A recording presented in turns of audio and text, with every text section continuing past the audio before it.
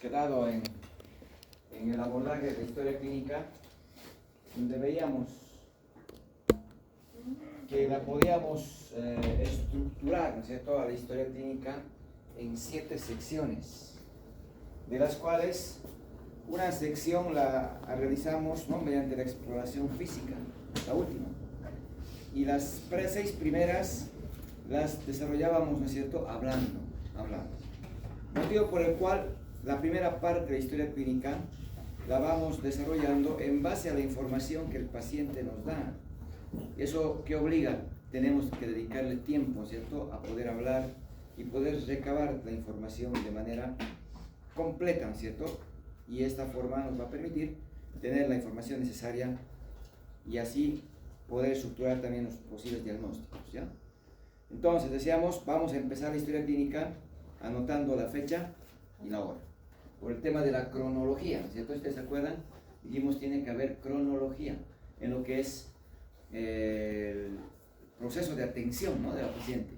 ¿Ya? Habíamos visto entonces que las diferentes secciones pues eran las 7 que están ahí en la pizarra y que, ¿no es cierto?, nos mostraba una realidad bien importante, que hablando obtenemos la mayor parte de la información, ¿no? Y muchas veces en el hospital es lo que menos se ve, ¿no? Muy poco el tiempo del contacto que se ve médico-paciente, y la gran mayoría, ¿no?, se remite a hacer el examen físico muy abreviado, y hoy en día pues lo que más vemos, ¿no?, es que nos dejamos llevar por los exámenes de gabinete, ¿no? Está con diarrea, ¿desde cuándo? Tiene vómitos, hagas este copro, hagas este hemograma y vuelve. Y estamos esperando que el copro, que el hemograma nos dé el diagnóstico, ¿no? Hay mucho avance en la ciencia, ¿no? Hay mucha tecnología, y a pesar de eso sigue habiendo errores diagnósticos, porque estamos obviando esta parte tan importante de lo que es de la exploración, ¿no? Y nos estamos remitiendo a los estudios de gabinete, ¿no? Y eso lleva a mucho error que se ve en la actualidad en cuanto al diagnóstico. De tal manera que hay que dedicar el tiempo. La parte de la historia clínica de datos estadísticos, que también se denomina, ¿no?, como datos generales, porque así también algunos libros lo mencionan, o bien, ¿no es cierto?, hay que considerar que esta información no lo hacemos nosotros como médicos, sino la parte de admisión. Cuando la paciente llega y solicita la atención, la ficha, se le asigna un número de historia clínica y lógicamente en ese momento les recaban información que está plasmada en esta sección. Sin embargo, en el proceso de aprendizaje tenemos que aprender, ¿cierto?, a escribir todo. Ahora, ¿por qué es la importancia de escribir esta información? Porque sobre todo lo vamos a orientar, que nos permite, ¿cierto?, establecer algunos aspectos de tipo estadístico en relación, en primera instancia, a información que me permita recuperar la historia la próxima vez que venga la paciente, ¿ya? Ese es un tema administrativo, pero también para que yo pueda, ¿cierto?, en algún momento, a la hora de hacer los diferentes análisis o estudios de los casos que tenemos, poder, ¿cierto?, establecer las frecuencias o incidencias que podamos, ¿no?, ver de predominio en algunos aspectos que están ahí, ¿no? En hombre o mujer, en grupos etarios, en cuanto a la procedencia. Entonces son aspectos que lo vamos incluyendo en los diferentes estudios en relación a la caracterización de la población, ¿ya? Entonces, esta información principalmente va orientada, ¿cierto?, para el tema estadístico, pero aquí vamos a reconocer que algunos ítems tienen una relevancia en cuanto a la presencia de las diferentes enfermedades, ¿ya? La historia clínica de internación, habíamos dicho, por tanto, voy a anotar, ¿cierto?, a qué servicio ha acudido este paciente. Pediatría, ginecología, medicina interna, cirugía, traumatología, ahí vamos anotando ese aspecto, ¿no? La sala de internación, si este paciente está internado, tiene que estar, ¿cierto?, ubicada en una sala del hospital, y ahí se va denominando como tal. Número de cama, esto me permite, ¿no es cierto?, poder identificar la ubicación del paciente, incluso cuando los familiares, ¿no?, vienen al centro a realizar la visita correspondiente, ¿no? Establecer en qué sala está, en qué cama está, le va a permitir al familiar llegar a su lugar donde se encuentra y hacer la visita correspondiente, ¿ya? Entonces, estos aspectos que están en azul, lógicamente, vamos a notar cuando estamos frente a un paciente internado, ¿no? Hospitalizado. Número de historia clínica es un número que se le asigna, ¿no es cierto?, al paciente cuando acude al establecimiento. Y este número me permite, ¿no es cierto?, identificarlo para que cuando vuelva la próxima vez podamos recuperar la historia clínica. Ya es un tema administrativo, como decía, de tal manera de que pueda recuperar todo el expediente clínico y poder hacer un acompañamiento, ¿no es cierto?, en base a todas las veces que ha venido al hospital. Esta historia clínica lo asigna cada centro. Cada hospital le va dando un número de acuerdo, ¿no es cierto?, al orden de llegada seguramente, que hace que si yo acudo a una clínica privada, por ejemplo, lógicamente voy a tener un número de historia clínica que también se me asigna. Si voy a otra clínica, me darán otra numeración. Por tanto, va a variar de acuerdo al hospital o centro donde, ¿no es cierto?, acudo en cuanto a la atención. Es un número que cada institución asigna, ¿no es cierto?, a sus pacientes en relación a la atención que van recibiendo. Nombre y apellido. Aquí, ¿no es cierto?, es para poder identificar a la persona, ¿no? Y en lo posible, nosotros utilizamos, ni bien nos llegan las historias, para poder, ¿no es cierto?, leer la información básica de ese paciente, ya antes de su ingreso, de tal manera de poder, ¿no es cierto?,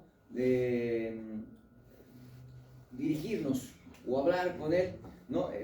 Siempre, ¿no?, identificándolo por su nombre, que es lo ideal, ya, tal manera que nos permite identificar a la persona y poder de esta manera también hacer, ¿no?, uso de esta información en la entrevista, ¿ya? Depende de cada hospital. Hay quienes colocan primero el apellido paterno, luego apellido materno y luego el nombre. Otros colocarán pues el nombre, apellido paterno, apellido materno. Eso está consignado ya en la historia clínica con sus ubicaciones para poder anotar directamente. Sexo. Aquí en el sexo hace referencia a las características morfológicas, ¿no es cierto?, que nos permiten dividir en dos grupos, ¿no?, hombre y mujer. No entramos, ¿no?, a la complejidad de poder hacer mención de la identidad de género, ¿ya?, que actualmente es bastante complejo en relación, ¿cierto?, a este aspecto, dado que durante mucho tiempo nosotros hemos estado siempre, ¿cierto?, orientados a dos géneros, ¿no?, en relación a lo que es el género masculino y el femenino. Sin embargo, hoy en día existe, ¿cierto?, una división, una clasificación bastante extensa en relación a este aspecto, ¿ya? Hay género binario, transgénero, ¿no es cierto?, hay una serie de denominaciones que van dando, ya que al final, pues, van complicando un poco este aspecto en relación, ¿no?, a poder determinar la identificación que cada persona tiene en relación a uno de estos géneros. Entonces, vamos a anotar, ¿no es cierto?, el sexo. ¿Basados en qué? A mí me interesa saber que hay enfermedades que por las características morfológicas van a ser exclusivas del hombre, ¿no es cierto?, como también hay enfermedades propias de la mujer, considerando que si hablo de un quiste de ovario, si hablo, ¿no es cierto?, de un cáncer cervicuterino, miomatosis uterina, endometriosis, lógico pensar que por la anatomía, ¿no es cierto?, son enfermedades propias de la mujer. Asimismo, es difícil pensar, ¿cierto?, que una mujer pueda tener un problema prostático, porque anatómicamente no es lógico. Y eso, ¿no es cierto?, es la razón por la cual no vamos estableciendo esta denominación del sexo del paciente. Ahora bien, tenemos que tomar en cuenta que eso no es lo más importante en relación a saber que hay enfermedades propias de cada sexo, sino que también hay enfermedades que predominan en uno de estos grupos. Y siempre ponemos el ejemplo y decimos, ¿no?, la infección urinaria, ¿en quién es más frecuente, hombre o mujer? Mujer. ¿Por qué? Porque están cerca su vagina, por así decir, con el esfínter, con el ano. Entonces, a ver, su oración puede crear. Por la anatomía, ¿no es cierto? Por letra corta. Fácil, las bacterias suben. Por la proximidad con la región vulvar, ¿no es cierto?, de la uretra. Y por tanto la región perianal, ¿no? Entonces se puede contaminar. Sin embargo, eso no quiere decir que el hombre no tenga infección urinaria. La tiene, pero es raro. Es raro. De tal manera que si una paciente mujer viene a la consulta con disuria, dificultad o dolor durante la micción, ya, disuria, dificultad durante la micción, polaquiuria, aumento en la frecuencia de la micción con menor volumen, ¿no? Tenesmo, deseo, ¿no es cierto?, de miccionar después de haber ¿no?, realizado la micción. Voy a pensar, si es mujer, que es infección urinaria, por la frecuencia que tiene, ¿no es cierto?, este cuadro. Pero si un hombre viene con disuria, viene con polaquiuria, no voy a pensar en infección urinaria primero. Voy a pensar en prostatitis. Voy a pensar en un problema de próstata, que también me da esa sintomatología, ¿ya? Y después voy a pensar en la infección urinaria. No es lo primero que me viene a la cabeza, no es lo primero que voy a pensar, no es lo primero que voy a sospechar. Porque la infección urinaria en el hombre no es frecuente, ¿ya? Pero en la mujer sí. Entonces, ahí vamos viendo, ¿cierto?, que depende mucho la frecuencia que muestra cada enfermedad para poder, ¿cierto?, guiarme también en el diagnóstico. Un infarto de miocardio, ¿no es cierto?, ¿en quién es más frecuente? ¿Hombre o mujer? Hombre. El estrógeno participa en el metabolismo de los lípidos, ¿ya? En cierta manera tiene un efecto protector, ¿ya? Un efecto cardioprotector. Por tanto, es raro que una mujer no acuda a una emergencia, a una sala de urgencia con un problema coronario, un problema cardíaco en relación al infarto. No quiero decir que no tenga, pero es poco probable. Un dolor de tórax no voy a sospechar en primera instancia en una mujer que sea infarto, porque no es común. Pero en el hombre sí. Un dolor torácico yo tengo que asociarlo con un problema de infarto. Y tengo que, ¿no es cierto?, hacer toda la pesquisa para descartar. Pues que la mujer no produce estrógeno toda la vida. Y a partir de los 50 años entra la menopausia. Y ahora de 50 a 60 años el riesgo es el mismo. Por tanto, ahí cambia mi análisis. Si me llega una mujer de 50 o 60 años con dolor de tórax, claro que tengo que sospechar también el infarto. Porque todo eso, ¿no es cierto?, relativo en función de varios ¿no?, aspectos o factores que van a intervenir. ¿Ya? Por lo cual, vamos haciendo esta relación. Asimismo, el problema, ¿no es cierto?, biliar. Los problemas biliares son más frecuentes en la mujer. Por tanto, una colecistitis, una coledocolitiasis, ¿no es cierto?, son más comunes en la mujer. Un dolor en el hipocondrio derecho, en una mujer yo tengo que asociar, ¿no es cierto?, que pueda tener un problema en la vesícula. Porque la progesterona relaja el músculo liso. Por tanto, la vesícula biliar no vacía adecuadamente la bilis. Y la bilis permanece más tiempo ahí, en el reservorio. Por tanto, puede precipitar y formar cálculos. Pero el cálculo no significa que tenga que tener inflamación, ¿no? Hay muchas pacientes, hay muchas personas en realidad que pueden ser portadoras del cálculo y nunca se dieron cuenta porque nunca tuvieron un dolor. Pero pensamos que la patología biliar es más frecuente en la mujer, ¿ya? La cirrosis, ¿no?, de tipo alcohólica se ha establecido que es más frecuente en el hombre, probablemente por el hábito de consumo de bebidas alcohólicas, que es mucho mayor en este grupo. Sin embargo, los patrones sociales cambian. Y hoy en día vemos también que, ¿no es cierto?, bastantes mujeres también, ¿no?, entran a este grupo del consumo de alcohol. De tal manera que depende de muchos factores ahora que podemos analizar. Pero en términos generales, ¿en quién es más frecuente? En el hombre. En cambio, una cirrosis idiopática o biliar, ¿ya?, es más frecuente en la mujer. Entonces se va haciendo un análisis, ¿no es cierto?, de diferentes cuadros que muestran, ¿no es cierto?, mayor frecuencia en uno u otro de estos grupos que estoy mencionando, ¿ya? Bueno, entonces para eso me sirve, ¿no es cierto?, para establecer el sexo. Ahora, la edad. Hay varios aspectos que vamos a considerar, ¿no es cierto?, en el análisis de la edad. Considerando que la edad, ¿no es cierto?, hace referencia al tiempo que ha transcurrido desde el nacimiento, ¿no es cierto?, hasta el momento que lo estamos valorando a esa persona. Por lo cual, hacemos mención a la edad cronológica, ya en función de años, en función de meses, en función de días, si es necesario. Sin embargo, existe, ¿no es cierto?, varios aspectos que se puede tomar en cuenta, de tal manera que incluso, ¿no es cierto?, podemos evaluar la edad en relación, ¿no es cierto?, a las características óseas que tenga, al componente emocional, ¿no? al estado mental que el paciente pueda tener. Y existen diferentes aspectos que se toman en cuenta a la hora de evaluar la edad. Sin embargo, la edad cronológica me sirve, ¿por qué? Porque en base a los años, ¿no es cierto?, y meses que tiene ese paciente, podemos dividir y clasificar ya en grupos etarios. De tal manera que vamos a denominar como recién nacido ya las primeras 24 horas después del nacimiento, ¿no es cierto?, considerando entonces un parámetro para hacer la denominación. Porque en realidad, desde el momento que nace hasta los 28 días, entra, ¿no es cierto?, a lo que denominamos como el neonato. Pero particularmente ese primer día lo llamamos como tal, recién nacido. ¿Ya?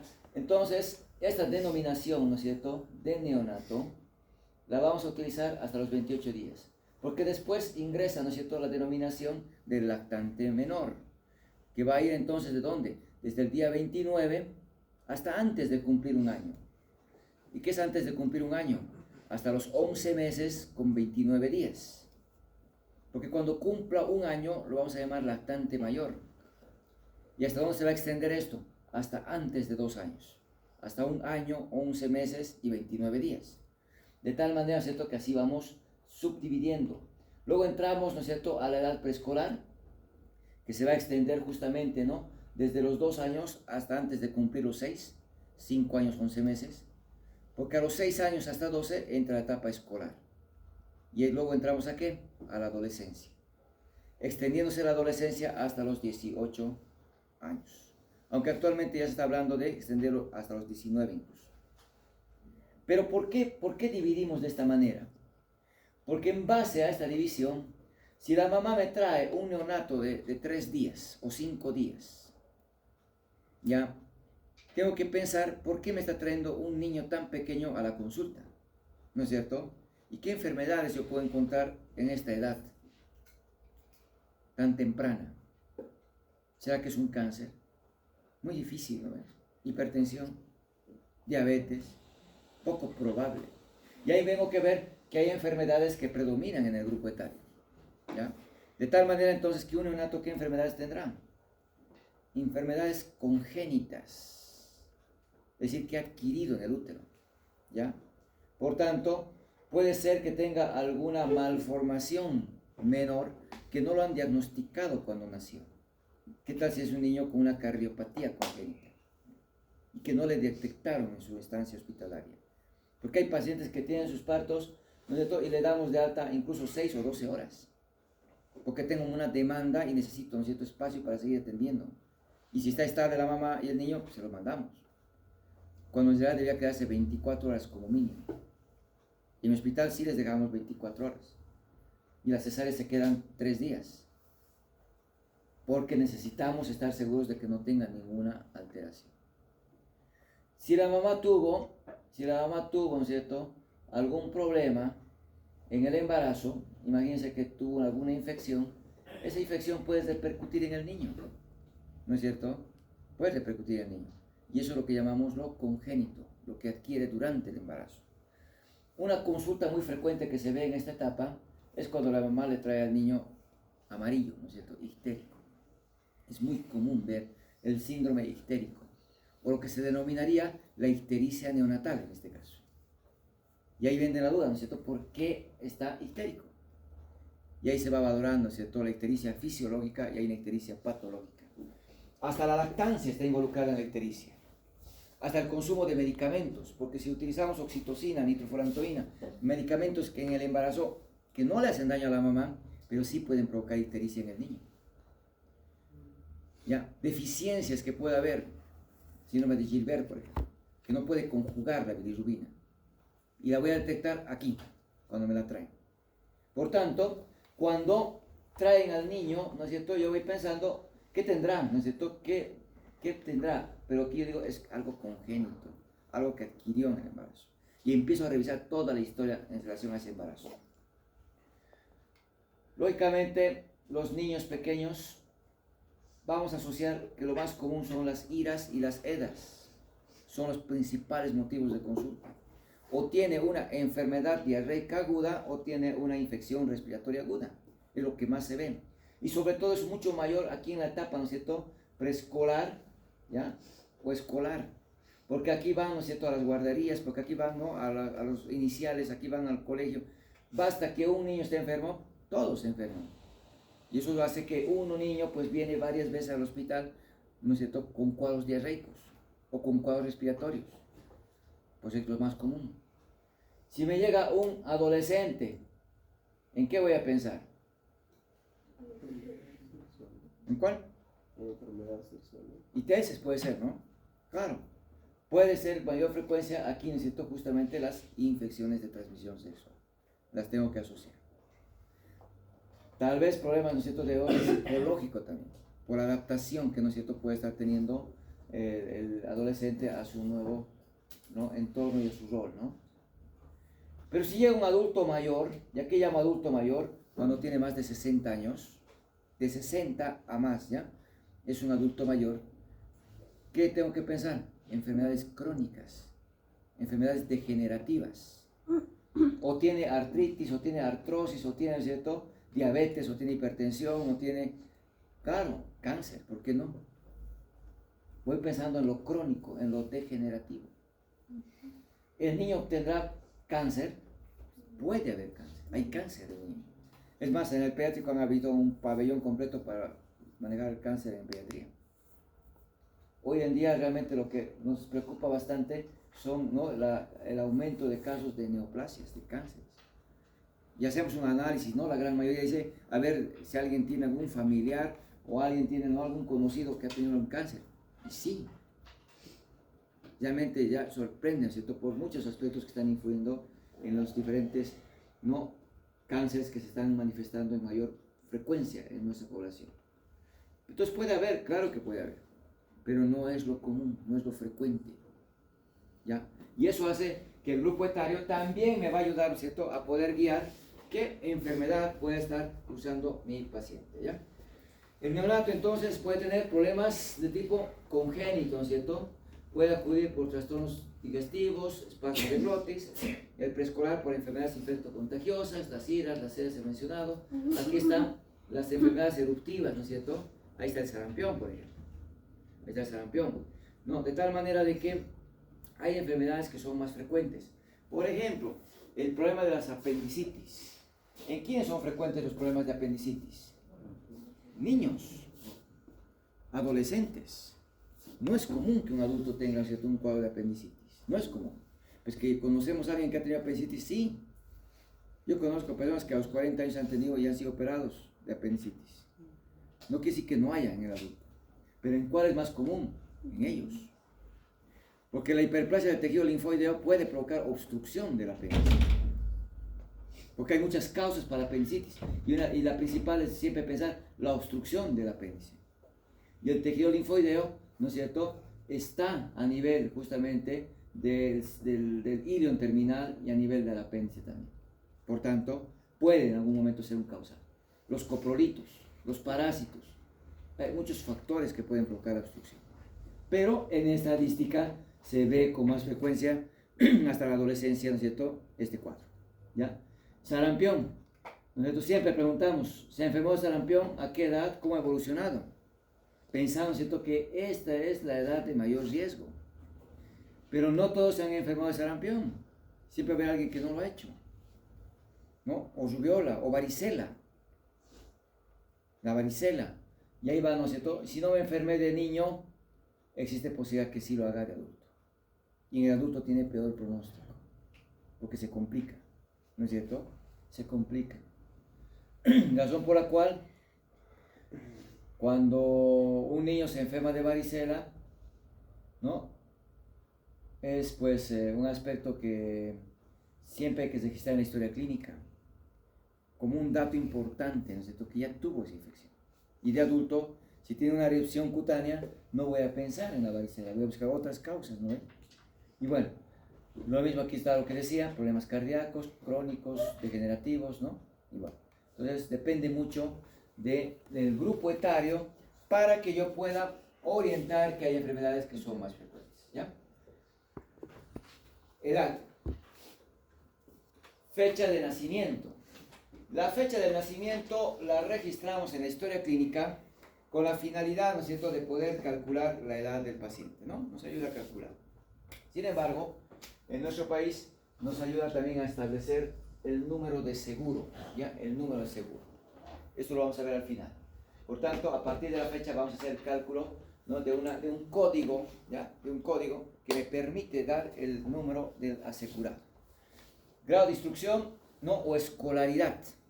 ¿Hasta qué curso ha aprobado? Aquí se anota qué grado, ¿no es cierto?, del estudio ha aprobado. El último grado. ¿Ya? No se anota el grado que está cursando actualmente. Si tengo un, ¿no es cierto?, paciente que está en, imagínense, tercero de secundaria, entonces, ¿qué tengo que colocar? Segundo de secundaria, porque fue el grado que lo aprobó. ¿Ya? Entonces, en este caso, ustedes están, aquí tendríamos que anotar, ¿cierto?, cuarto semestre, ¿no?, de la carrera de medicina. Claro, es que siempre se anota el grado mayor que se ha, ¿ya? Simplemente para tener constancia, ¿no es cierto?, del grado de instrucción que tiene nuestro paciente. Bueno, profesión u ocupación. ¿Ya? ¿Qué es lo que realiza mi paciente? ¿Qué es lo que realiza? ¿Qué actividades realiza?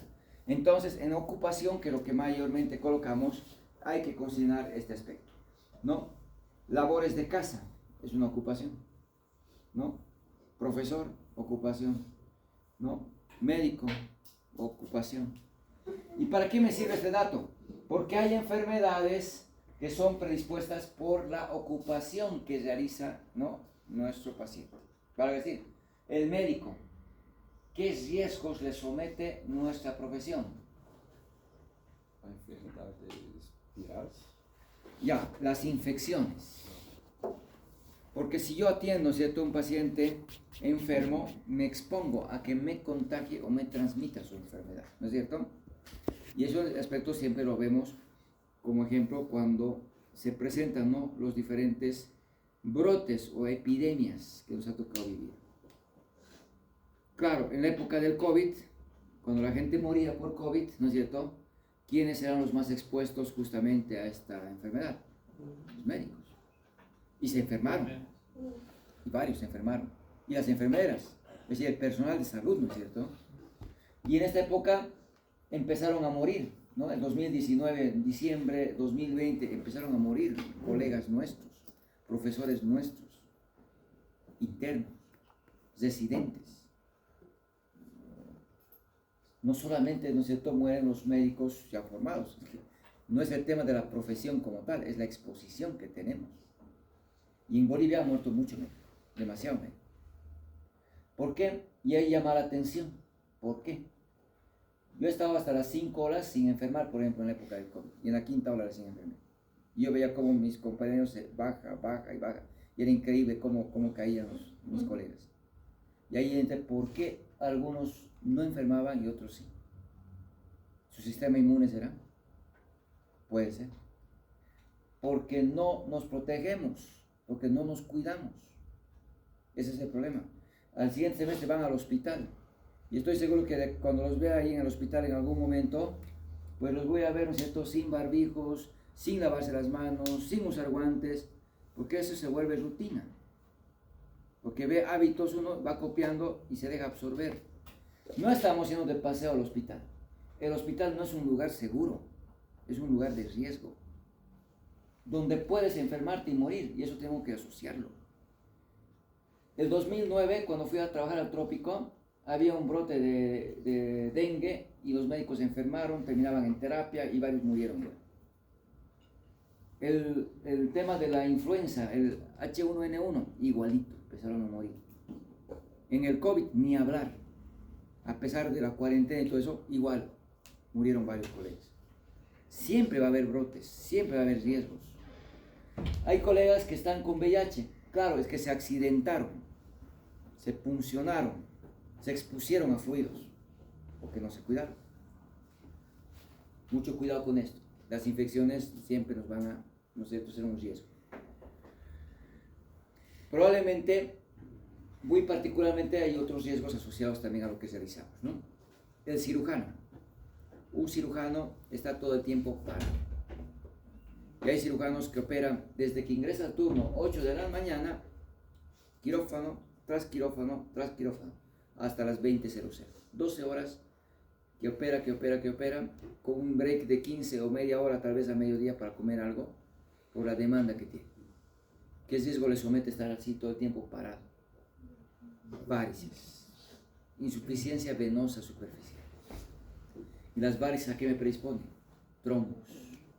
¿Y el trombo a qué me predispone? TEP. Hay muchos colegas que terminan con tromboembolismo pulmonar con los años, y muchos de ellos no salen. Por lo cual, nuestro riesgo también, al estar parados, ¿no es cierto?, son los problemas, ¿no?, vasculares. Ya les va a tocar estar parados, claro, porque cuando vayan al hospital no van a estar sentados junto al médico, tienen que estar en su detrás, parados, todo el periodo de 3 horas que les van a asignar en el hospital. Y ahí vamos a empezar ya a tener molestias, porque la cadera está ya en camino, pero les falta mucho todavía. Y ahí empezamos a llegar al internado, muchos ya con problemas de varices, ¿no es cierto? Por tanto, nuestra profesión siempre va asociada a un riesgo, de una u otra manera, eso vamos reconociendo, ¿ya? Los policías, los militares, lo propio.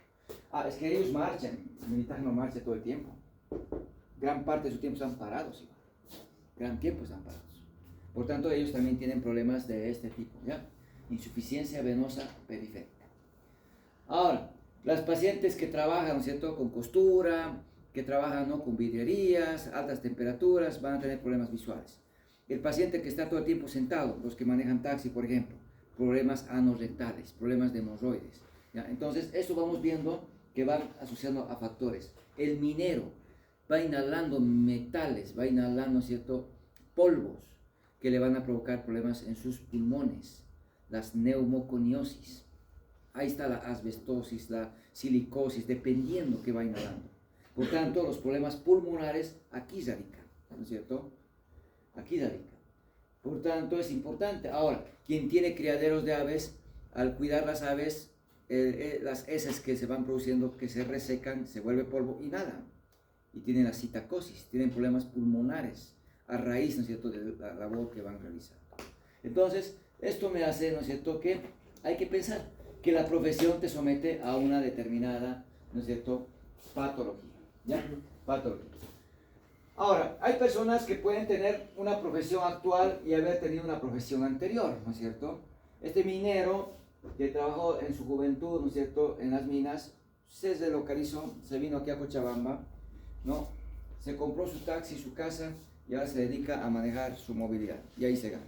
Su ocupación actual es ser taxista, pero su ocupación anterior era minero. Ese problema pulmonar crónico que tiene él, ¿no es cierto?, no lo explica su profesión actual, sino la anterior, ¿ya? Por lo cual es importante anotar esa situación, ¿ya? Eso es bien importante. Estado civil, si es casado, si es divorciado, si es soltero, ¿en relación a qué?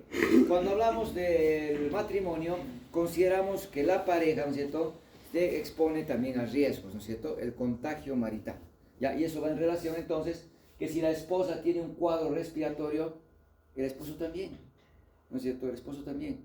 Si el esposo se enfermó con COVID, es lógico pensar que también la esposa va a tener COVID, ¿no es cierto? Y es así, que familias enteras se enfermaron, ¿no es cierto?, porque uno se enfermó. Pero es muy relacionado en este aspecto, ¿no es cierto?, por el contacto marital. Lo propio va para las ITS. Si una pareja tiene una infección de transmisión sexual, la pareja también, ¿no es cierto?, va a estar involucrada justamente por el contacto sexual, ¿ya? Y bueno, costumbres relacionadas, ya, a hábitos que crea esa familia o esa pareja, puede ser determinante en algunas enfermedades. Valga decir, ya, problemas de tipo metabólico, ya, es que la dieta va a ser la misma, ¿no es cierto?, para la pareja. Y si es exceso de carbohidratos, si es exceso no en grasas, claro que esa pareja, si tiene obesidad uno, la pareja también va a estar seguramente con sobrepeso o obesidad. Y si hay obesidad, ¿entramos a qué? A problemas de hipertensión, a problemas de diabetes, a problemas de coronariopatías, y ahí vamos viendo, ¿no?, el origen de estas enfermedades. Puede estar también en los hábitos que tiene esa pareja, ¿ya? Entonces, es importante por ese aspecto que se hace mención del estado civil, ¿no es cierto?, que tiene nuestro paciente. Nacionalidad, esto es un poco redundante, se anota, ¿no es cierto?, que nacionalidad tiene el paciente. procedencia, residencia. Procedencia, de dónde proviene, residencia, dónde radica, dónde vive. Considerando que aquí me interesa saber qué departamento, ¿no? Qué municipio si corresponde, ¿no? Qué departamento, qué provincia puede ser. Porque yo puedo tener como origen, ¿no? El departamento de Cochabamba, cercado, ¿no es cierto? Pero actualmente ya me fui a vivir desde hace 8 meses a Chimoré. Mi residencia será Cochabamba-Chimoré. ¿Por qué? Porque cada provincia, porque algunas regiones tienen prevalencia para una determinada enfermedad. Y esto lo estudia muy bien la epidemiología, ¿no es cierto? Hace un mapeo de qué enfermedades son más prevalentes en una determinada región. Entonces, en la zona, en el trópico de Cochabamba, en lo que es Viatunari, Chinaota, Chimoré, Virgasama, Entre Ríos, Bulo Bulo, son frecuentes las enfermedades, ¿no es cierto?, tropicales. ¿Como cuáles? Fiebre amarilla, malaria, dengue, chikungunya, ¿no es cierto?, leishmania. Entonces, si mi paciente es procedente de aquí de la ciudad, pero ahora radica en Chimoré y me viene con una úlcera en la nariz, que ya está meses ahí ese problema, no se está resolviendo, ¿en qué voy a pensar?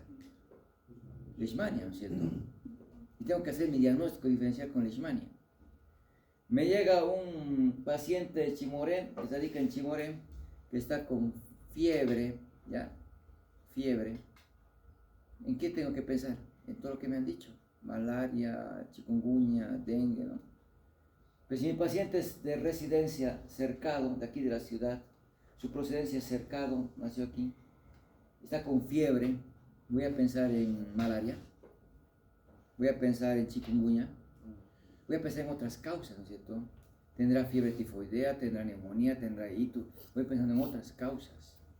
Pero también aquí hay que pensar, ¿no es cierto?, si el paciente, a pesar de radicar aquí y haber nacido aquí y vivir aquí, que puede haber viajado, ¿no es cierto?, a esa localidad. Y le preguntamos, ¿no es cierto?, ¿usted ha ido al trópico? ¿Ha ido a Viatunari, ha ido a Chimoré? ¿En algún momento viajó al trópico? Porque también ahí podemos adquirir, ¿no es cierto? Por tanto, esto nos ayuda. En Bolivia somos endémicos para varias enfermedades. Por ejemplo, ¿cuáles? El Chagas. Al igual que en Brasil, ¿no es cierto?, es frecuente el Chagas. En Bolivia somos endémicos para la tuberculosis, ¿no es cierto? Hay muchos casos de tuberculosis. De tal manera, entonces, que hay enfermedades que ya se han vuelto endémicas. El dengue. Llegaba un paciente con dengue, ¿no es cierto?, pero con fiebre, y lo primero que decían, ¿no es cierto?, es que...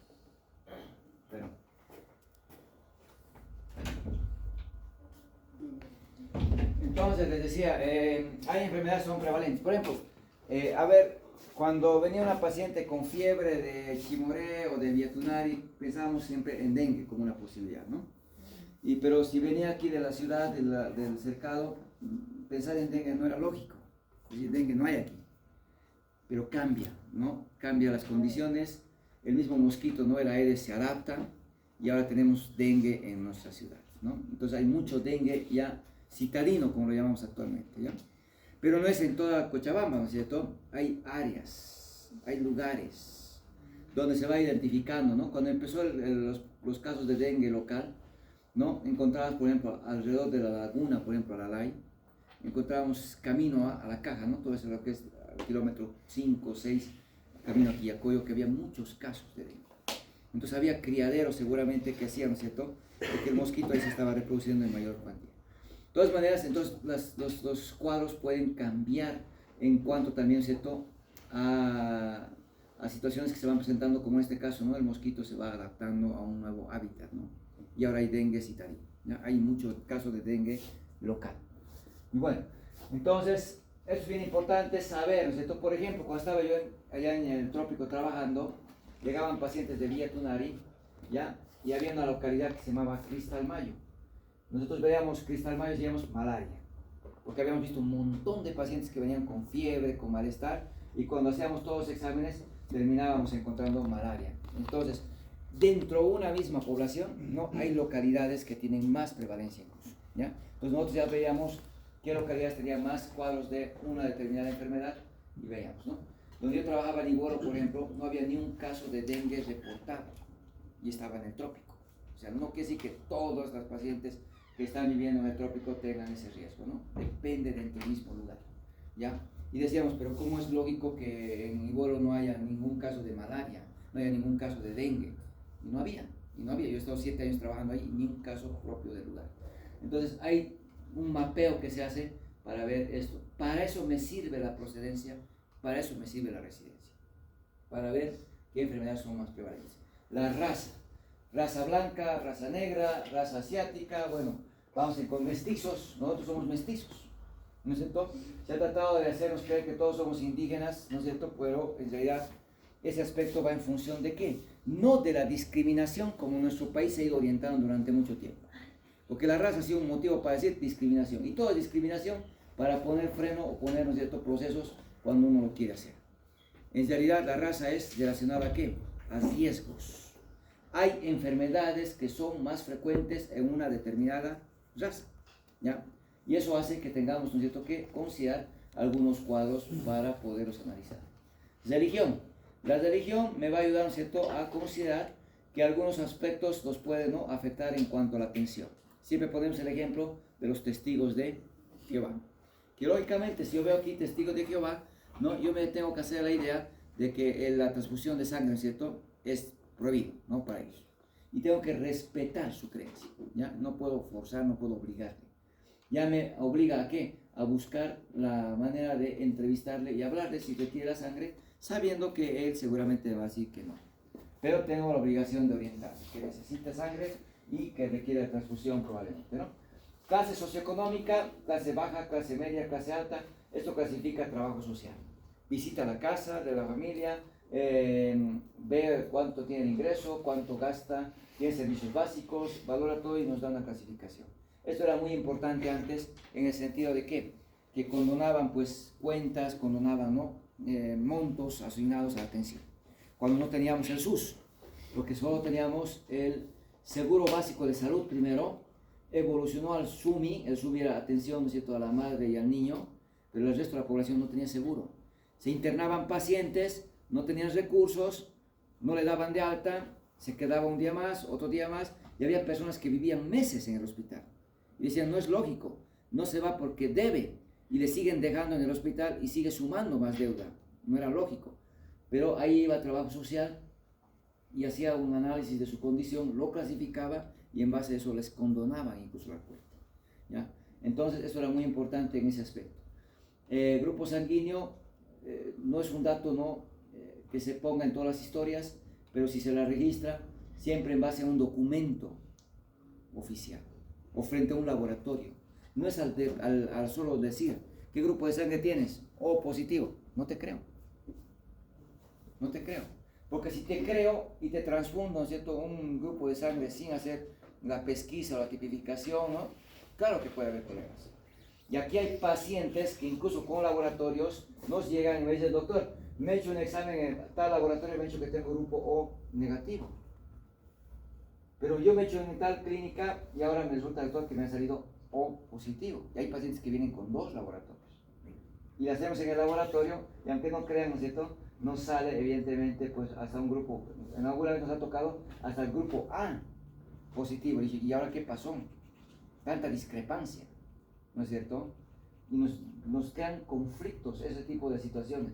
Y no me ha pasado una, ha pasado varias veces, que tienen grupos diferentes, reportados en laboratorios.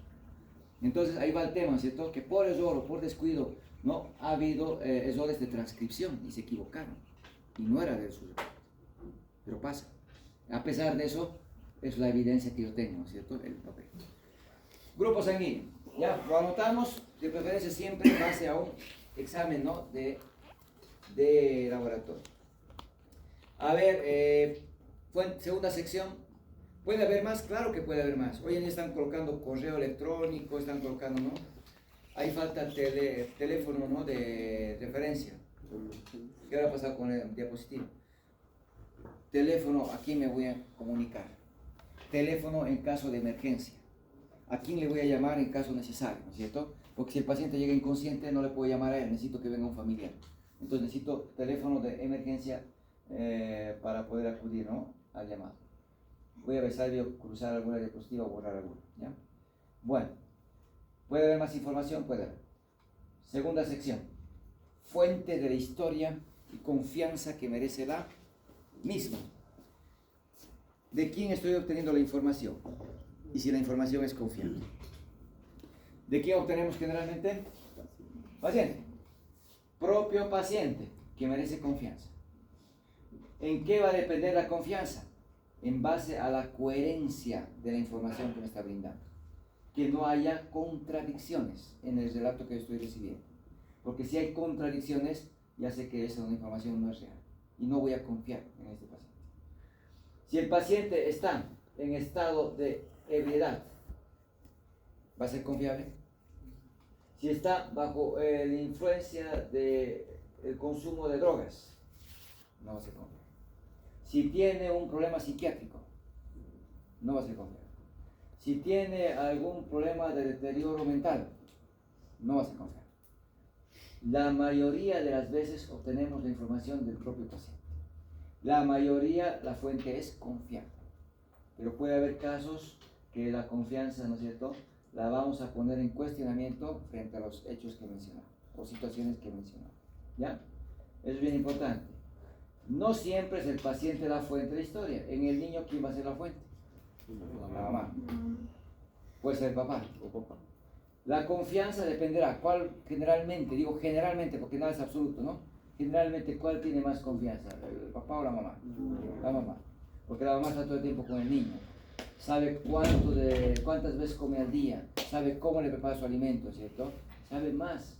Porque probablemente por el tema del rol social que se ve en nuestra población, no, la mamá pasa más tiempo con el niño. Pero hay familias que vemos al revés, que hay papás que están más tiempo con el hijo. Entonces varía, pero en términos generales la mamá es la que tiene más frecuencia en contacto, ¿no es cierto? Y mi fuente. Este paciente llega inconsciente. ¿Quién va a ser mi fuente? El que la trajo. Puede ser un policía, puede ser un bombero, un rescatista, puede ser un transeúnte, alguien que le vio en la calle, ¿no es cierto?, accidentado, apuñalado y le trajo porque quiso ayudarlo. Este señor que lo encontró en la calle apuñalado, ¿sabe si este paciente tiene diabetes? ¿Sabe si recibe alguna medicación? No. La información que me va a brindar es parcialmente, ¿no es cierto?, completa, porque desconoce muchos aspectos de este paciente. Pero me lo trajo y él va a ser mi fuente.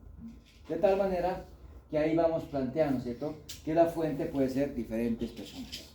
La confianza puede ser variable, ¿no es cierto? Muchos le van dando ahora aquí la parte, ¿no?, de análisis. Dice, propio paciente que merece relativa confianza. Y ahí va, ¿por qué es relativa? Porque no puedo confiar de manera plena en su relato.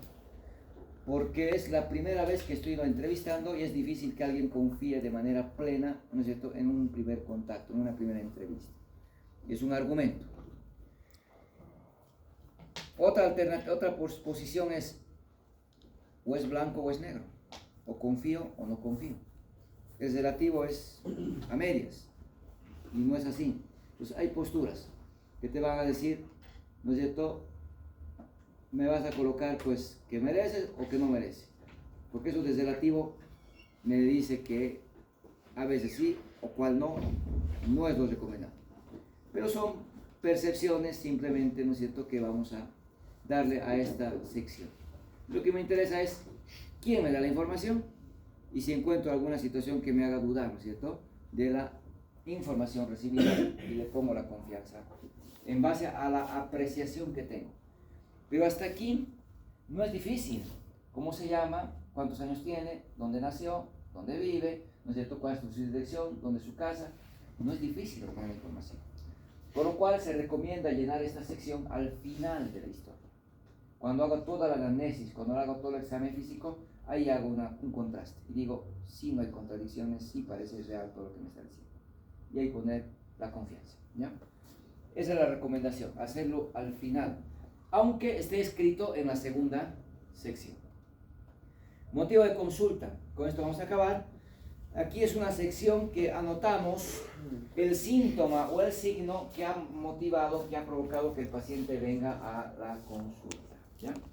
Y desde cuándo presenta ese síntoma o ese signo. La recomendación es utilizar las palabras del paciente para no interpretar, para no analizar las molestias que él tiene, simplemente ver la percepción que él tiene de su propia dolencia, ¿ya? ¿Por qué está viniendo? Me duele mi cabeza, doctor. ¿Desde cuándo? Desde hace 8 horas, no me está parando el dolor. ¿Cuál va a ser mi motivo de consulta? Así bien puntual. Dolor de cabeza desde hace 8 horas. No necesito poner nada más. Hay quienes adornan. Dolor de cabeza intenso desde hace 8 horas, ¿no? Que no cede con ninguna posición. No, no necesito eso. Dolor de cabeza desde hace 8 horas. Así, puntual. ¿Por qué está viniendo? Me duele mi barriga. ¿Desde qué hora? ¿Desde cuándo? Desde hace 4 horas, doctor. Tal cual, dolor de barriga desde hace 4 horas. No existe barriga para el médico, pero para la población, sí. Entonces yo no le voy a entrar aquí a cuestionar tal cual. Para que no me cuestionen por qué estoy poniendo esas palabras, le pueden poner unas comillas, haciendo cite, es decir, son sus palabras. Cite, 2 comillas, dolor de barriga desde hace 4 horas. Comillas. Ese dolor de barriga, en la enfermedad actual, en la siguiente sección, deja de ser dolor de barriga y la vamos a designar como dolor abdominal. ¿Ya? Entonces no hay mucho problema en ese aspecto. Simplemente aquí vamos a cumplir las recomendaciones, ¿ya? En cuanto a la escritura. Puede ser un síntoma. ¿Ya? Por ejemplo, si el paciente me dice, no, estoy con dolor de cabeza, claro, es un síntoma. Pero si viene y me dice, se me hinchan los pies, doctor. Desde hace una semana se me están hinchando los pies. Eso es un signo que hace referencia al edema. El edema, en este caso, es el motivo de consulta. Pero yo no lo voy a poner, pues, edema. Hinchazón de pies desde hace una semana. Tal cual. ¿Por qué está viniendo? Doctor, le cuento que tiene un accidente de tránsito. Estaba manejando en la moto, me he chocado y me golpeó la cabeza y me está doliendo. ¿Cuál va a ser mi motivo de consulta? Dolor de cabeza. El accidente de tránsito no es motivo de consulta. ¿Por qué? Porque no es un síntoma ni tampoco un signo, ¿ya? Y eso hay que aprender a diferenciar. Hay quienes le colocan de esta manera.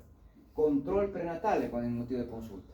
Es que el control prenatal no es motivo de consulta. Pues que la paciente si viene sin síntomas, entonces puedo colocar, ¿no es cierto? Asintomática, acude a control prenatal. Pero tengo que hacer notar, ¿no es cierto?, la presencia o ausencia de alguna sintomatología o algún signo, ¿ya? ¿Cuántos síntomas pueden entrar? De preferencia 1. Ya, pueden entrar 2. Máximo, ¿no? Exagerando, excepcionalmente 3. Y al decir excepcionalmente quiere decir que no coloquen 3. Traten siempre de establecer un motivo de consulta. ¿Por qué está viniendo? Doctor, le cuento que estoy con mucho malestar. Estoy con náusea, estoy con vómito, estoy con diarrea. Desde ayer que no me está parando. Ya me ha dado 3 motivos de consulta. No, 4. Malestar, náusea, vómito y diarrea. De todo lo que usted me está mencionando, ¿qué le está molestando más en este momento? La diarrea, doctor, que no está parando. ¿Cuál ha sido su motivo de consulta entonces? La diarrea. Por eso está viniendo. ¿Ya? Y lo colocamos acá. Diarrea desde hace 1 hora, 2 horas, no se nos diga, ¿ya? Entonces, eso es el motivo de consulta. Vamos a quedar aquí. El martes vamos a avanzar en enfermedad actual y antecedentes, ¿ya? Todos los antecedentes.